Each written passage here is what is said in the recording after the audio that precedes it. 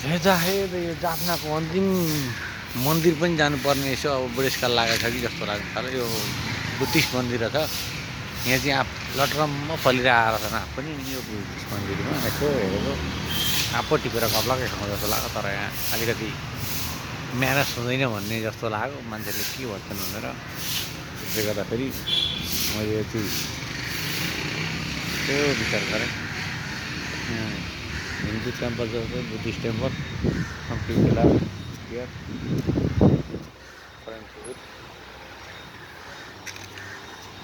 I see there is too many people before, but nowadays के भनेको सुन्दाखेरि त्यो जस्तो लागेन। त्यो मेन यहाँबाट छिर्ने ठाउँ गेटै हो। यहाँबाट यसरी छिर्यौँ। अब मेरो आफ्ना मान्छेहरूलाई चाहिँ फेरि नहेरिकन मन्दिरभित्र नहेरिकन जानु छैन अरे। लर्ड सकन्दमारा भनिन्छ, लर्ड गणपति र लर्ड विष्णु के सबै रहेछ यहाँभित्र चाहिँ हेर्न चाहिँ। एक्वेरियमभित्र माछा पनि देख्न पाउँदा एकदम खुसी लाग्यो मलाई। एकदम राम्रो छ। त्यो हेरेँ विभिन्न टाइपका माछाहरू। सबै यो चाहिँ बुद्धिस्ट मन्दिरभित्र हो है। यहाँ चाहिँ बुद्धिस्ट मात्रै होइन, यहाँ चाहिँ हिन्दू पनि हिन्दू देवता पनि छन् अरे भनेर पूजा गर्न धेरै मान्छे आउँदो रहेछन्। अब यहाँ हेरौँ है के रहेछन् देवता।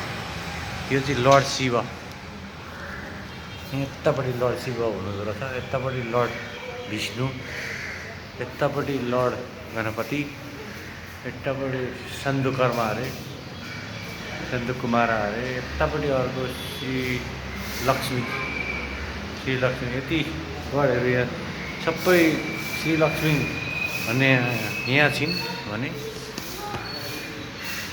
यहाँ चाहिँ लर्ड